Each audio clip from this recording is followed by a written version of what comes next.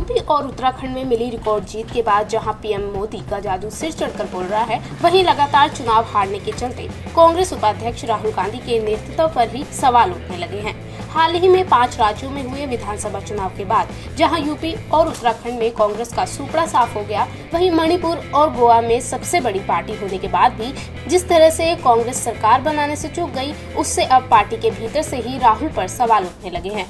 और इस बार सवाल उठाए हैं हाल ही में कांग्रेस छोड़कर बीजेपी में शामिल हुए गोवा के विश्वजीत राणे ने।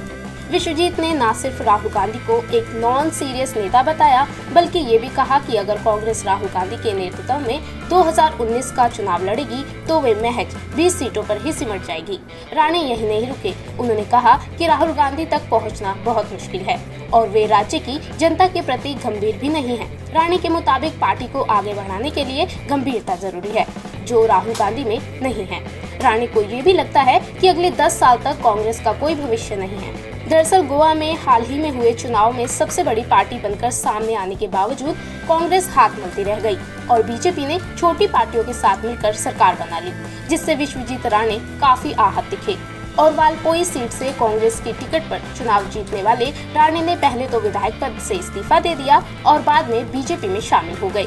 इंडिया न्यूज वायरल की रिपोर्ट।